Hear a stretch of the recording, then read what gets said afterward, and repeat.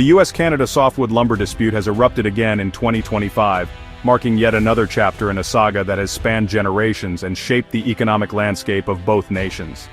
This latest flare-up reignites a decades-old battle over trade and tariffs, one that has seen both countries repeatedly clash in courtrooms, boardrooms, and at the negotiating table. At its core, the US claims that Canada subsidizes its lumber industry by allowing companies to harvest timber from public lands at rates far below market value. This, they argue, gives Canadian producers an unfair edge, enabling them to flood the American market with cheap wood and undercut US lumber companies. In response to these concerns, the US Department of Commerce doubled duties on Canadian lumber in 2024, a move that sent shockwaves through the industry. Broader tariffs soon followed, targeting a range of wood products, though lumber itself was later exempted after intense negotiations. President Trump's administration has kept tariffs central to its America First policy, making this dispute as political as it is economic. The rhetoric has grown sharper, with both sides digging in and using the conflict to rally domestic support. Canada, for its part, firmly denies any unfair subsidies. Canadian officials have challenged the tariffs through international trade bodies like the World Trade Organization and NAFTA panels, arguing that their practices are fair and transparent. Yet, legal battles drag on for years, leaving the industry in a state of limbo and uncertainty. As of September 2025, the US is reviewing tariffs once again, with rates possibly jumping to 27% or even higher. This ongoing uncertainty makes it nearly impossible for businesses to plan for the future or invest in growth. Now, a new national security investigation into lumber imports could bring even harsher restrictions, raising the stakes for everyone involved and adding a new layer of complexity to an already tangled dispute. The result? Deep uncertainty for businesses and workers on both sides of the border. Mill workers, small-town shop owners, and entire communities are left wondering what the future holds as jobs and livelihoods hang in the balance. This conflict threatens a trade relationship that has underpinned North America's economy for generations, straining ties between two of the world's closest allies and trading partners. The stakes are high, not just for lumber producers, but for every industry that relies on a steady, affordable supply of wood. From home builders to furniture makers, the ripple effects are felt far and wide.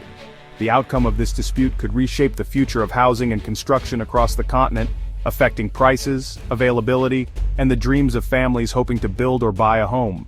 The US depends heavily on Canadian softwood lumber to build its homes, neighborhoods, and cities. This relationship is not just a matter of convenience, it's a cornerstone of the American construction industry. In fact, about 30% of the softwood lumber used in the US market comes directly from Canada, making it a vital resource for American builders. American forests simply can't keep up with the ever-growing demand for new homes and infrastructure. Canadian wood fills this crucial gap, supplying everything from the frames of single-family houses to the beams of massive apartment complexes and commercial buildings. For every 4 new homes built in the US, at least one relies on Canadian lumber. This means that Canadian wood is woven into the very fabric of American communities, supporting growth coast to coast. This isn't just a matter of preference, it's a necessity driven by supply and demand. When Canadian lumber is in short supply, shelves empty, and projects stall. The supply chains between the two countries are deeply integrated, with millions of board feet of lumber moving seamlessly across the border every year. This cross-border flow keeps construction humming and prices relatively stable. Any disruption, whether it's tariffs, quotas, or new trade barriers, sends shockwaves through the entire construction industry, causing delays, uncertainty, and higher costs. Tariffs meant to protect US producers often backfire, raising costs for builders and, ultimately, for home buyers. The price of a new home can jump by thousands of dollars almost overnight. It's a paradox. By supporting one industry, the government ends up taxing another, much larger one. The housing sector, which touches millions of lives. Higher lumber costs slow down construction, threaten housing affordability, and put the dream of homeownership out of reach for countless American families. In effect, the US is taxing its own growth by making a critical building material more expensive, stalling progress and innovation in the process. The housing market, and the American dream of owning a home, hang in the balance, shaped by the flow of Canadian wood and the policies that govern it. Why can't the US just produce more lumber? The answer: environmental rules, land access, and labor shortages. Much of America's forest land is protected or privately owned, limiting large-scale logging. Strict regulations and slow permitting processes make it tough for sawmills to expand. Labor shortages further constrain production. Rural mills struggle to find and keep skilled workers. Building new sawmills is expensive and slow, taking years and huge investments. Even if tariffs make Canadian lumber pricier, there's no quick way for U.S. producers to fill the gap.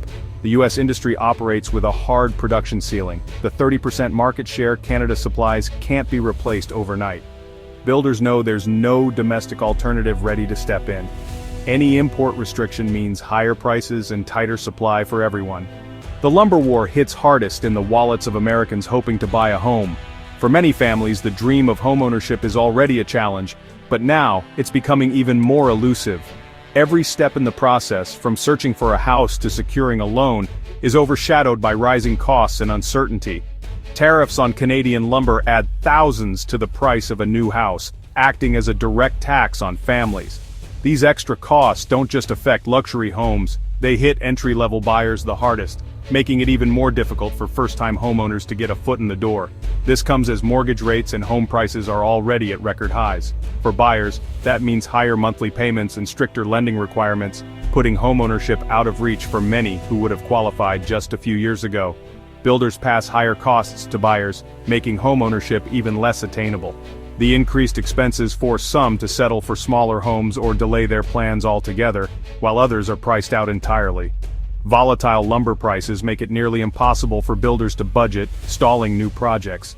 Many construction companies are forced to pause or cancel developments, unsure if they can afford to finish what they start. Fewer homes get built, tightening supply and pushing prices even higher. The shortage of new houses means more competition for what's available, driving up costs for everyone. The result is a vicious cycle. Tariffs raise costs, fewer people can buy, and construction slows. This cycle feeds on itself, making the market more unpredictable and stressful for buyers and builders alike. The housing market becomes more unstable, with affordability slipping further out of reach.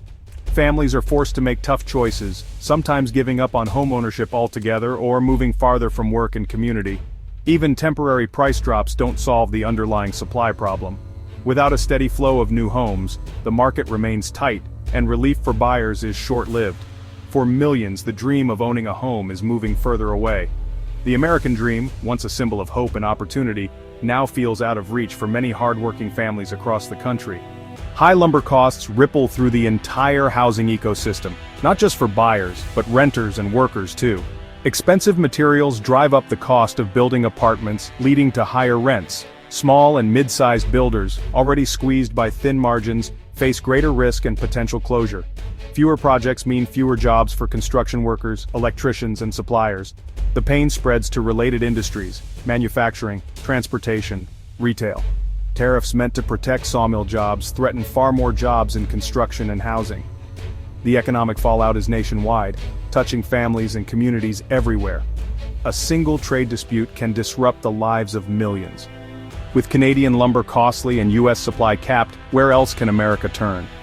Europe produces lumber, but different wood species and building codes make large-scale imports difficult and slow.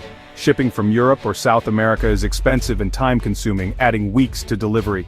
South American producers focus on their own markets or Asia, lacking the capacity and infrastructure for U.S. demand.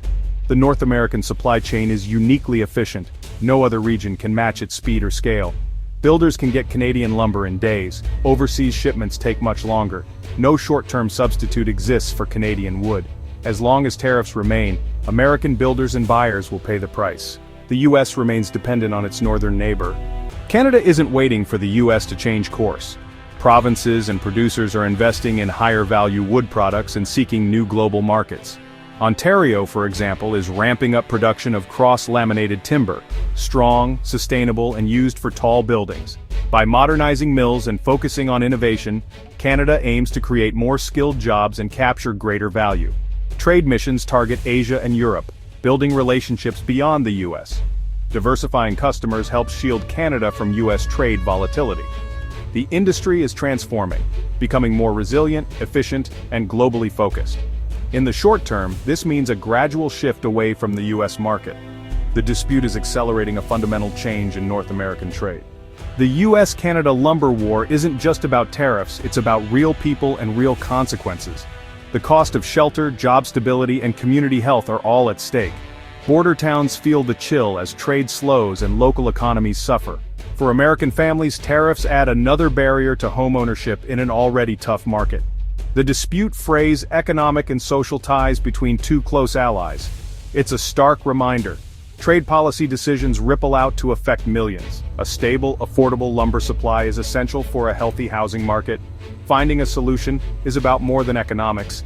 It's about giving families on both sides of the border a fair shot at the future.